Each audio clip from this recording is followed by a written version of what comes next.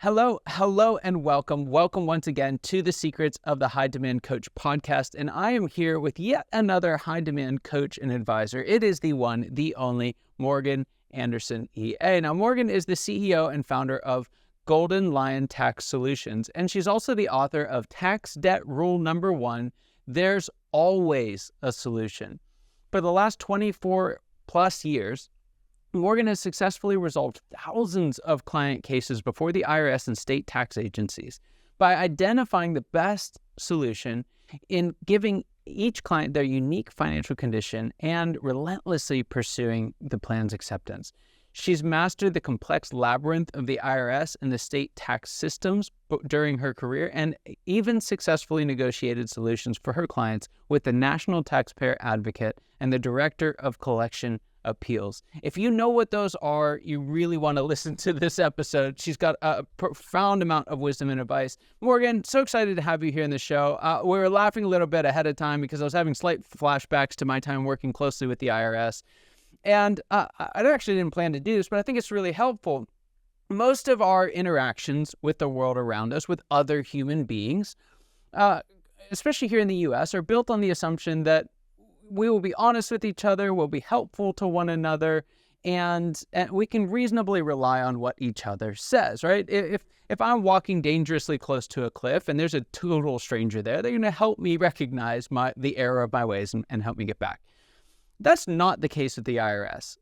With the IRS, they're perfectly willing to let you say whatever you say and think that you've got it all figured out when you could be completely wrong. And what you don't know is a really big problem.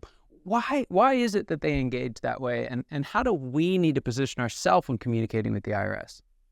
Well, I think their friendliness will put people at ease, right? And they're trained to do that.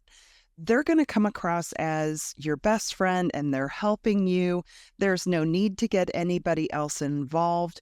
You can work with them and they'll help you get to it. But you have to remember that their primary job, whether they're a revenue officer, somebody on the 800 line, anybody who is employed by the IRS or the state collection departments, their primary job is to collect as much money towards that past due debt as quickly as possible. So they're going to let you feel at ease, feel comfortable, and almost trick you or manipulate you into really revealing more than you should. If you are sitting across a poker table from somebody, you don't set your cards down and let them see what's in your hand, right? Same thing with the tax agencies. Yeah. So we'll jump into this. So your specialty is really helping folks who have accrued a not so insignificant, we'll use some IRS language for that, a not so insignificant amount of tax debt. And the numbers are scary enough in and of itself, but when you start getting some of the letters that they send out, when you start getting, it just, the emotions go crazy for folks in this position. So someone's sitting there thinking, I owe the IRS a lot of money. Am I going to be arrested? Like, what do I do? How do you help them, in that initial conversation? Funny enough, that is the number one question that I hear from new clients. Am I going to be arrested for this? Last year, the IRS only had 500 people end up going to jail surrounding tax situations. And you have to remember, these are the most egregious cases, right? Think about how they got Al Capone. They didn't get him on the illegal gambling or the alcohol. It was taxes. That was the only way they could get him. Willie Nelson, Wesley Snipes, it's the egregious cases where they come to you, they're sending you notices, you're not answering them. They say, look, we're going to start taking action. You continue to ignore them. Hey, there's a problem with your tax return. We need additional documentation to figure out if we're right or you're right, and you ignore it. All of that starts building a case. But boy, when it gets to a point where you're in front of a judge, it has gone on for years. Yeah. Most people And I will tell you this, as long as you don't ignore the problem, you will be able to get it to a solution without it ending up with you behind bars. Yeah. You've got this picture, which was the first visual that came to my mind even before I saw the website, but this the ostrich with its head in the sand, right? And I understand that. The tax code is so intimidating. The numbers can be so big that it's very easy to feel paralyzed and not even know what the next step would be if we were brave enough to get our head out of the sand. So they get a letter from the IRS, they know that they haven't paid last year's or the years or before or 3 years, but they know that there's tax due. What's the first step that they can take? Wait, the first step I would recommend is opening the notices and just looking at them and realize as you're doing so, there's always a solution. You're not going to get there if you let the notices stack up at the back of your desk drawer. That's just not going to help you at all. And if anything, it puts the tax agency in a power position. They're now chasing after you and you're kind of hiding behind a door. That gives them the power in the relationship. If you open those notices and say, you know what, I can either handle this or I need to get somebody involved who can, don't let the fear of the unknown paralyze you. As you said, the ostrich in the sand. If you do that, it becomes a runaway train. It really does. Between the penalties and the interest that they charge, the best thing you can do is take a power position regarding the problem. Yeah. And how do you do that? How do you take that power position? First of all, don't let any fear in your brain control the situation or cause you to shrink away from dealing with it.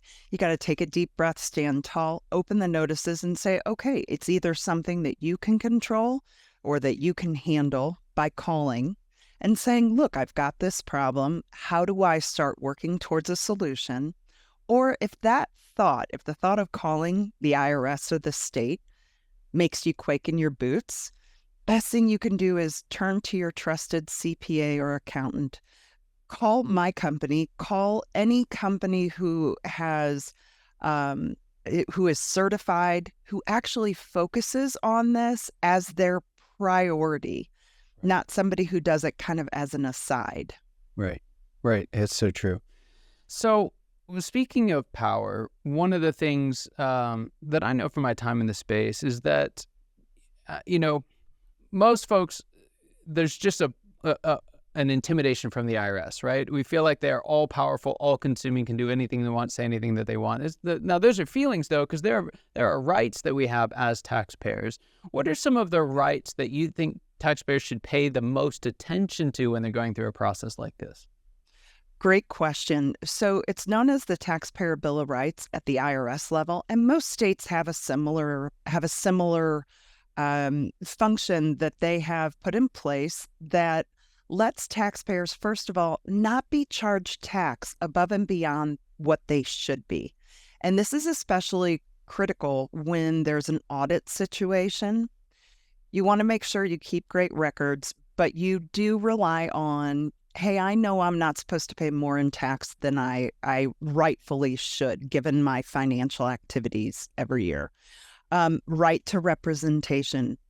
There are a lot of clients who come to me and say, well, if you file a power of attorney, is that going to cause a red flag on my account? No, not at all. Because when you bring in a specialist who knows how to navigate through the labyrinth at the IRS or the IRS and the state will, if it's somebody who's been around a long time, like me, undoubtedly would have come across me at some point in their career. So as long as you have somebody who's reputable, who's good, who knows what they're doing, I always approach situations with honey versus vinegar, but they know I've got the bottle of vinegar right next to me, right? Like I'm not afraid to push really hard for my client's best interest, but I'm not a jerk while doing it. Yeah. You create a great reputation. And a lot of times when I call an agent that I've worked with in the past, they're like, oh, hey, how are you? It's great to hear from you. Who are we dealing with this time? Yeah. And because we've created that rapport, Actually, the IRS in the states can take a step back because they know my job as a power of attorney, stepping in with a client, is to get the case to a solution. They know the taxpayer recognizes that the situation is bigger than they can handle directly. Right. They brought in a specialist who knows what they're doing, and they're going to push it to get to a solution. So know that if you have a tax debt situation, you should never pay more than you should rightfully owe. You have a right to representation. You have a right to clarity. That's another thing. The IRS and the state notices, they send you these notices, and it can sometimes feel like you're reading Greek. Yeah. And they do it intentionally. It's an intimidation factor, right? Yeah. The more intimidated you are, the more you will try to voluntarily fall in line. So just keep in mind that you do have rights as a taxpayer when it comes to the IRS or the states. Yeah. So a lot of our listeners are business owners, business leaders. And so particularly for the owners out there, what can the IRS do to their business if they accumulate too much tax debt? Oh, they can make your world really hard if you're not paying attention to it. A lot of businesses end up in a problem with payroll taxes. That's the most common that we see.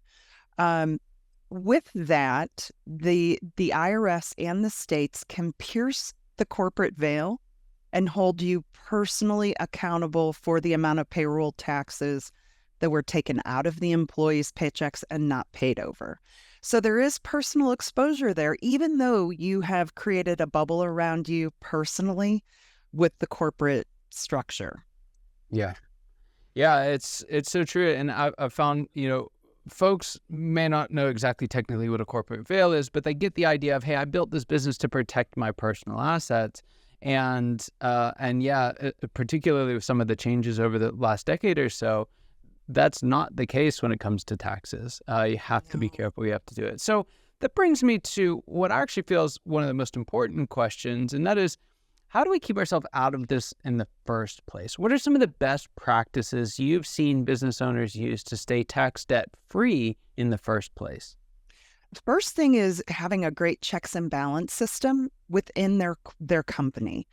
I unfortunately have had a lot of business owners reach out to me who have accrued a payroll tax debt, not knowing that it was happening because they had an in-house accountant or bookkeeper or their office manager handling the payroll responsibilities, and that person didn't do it.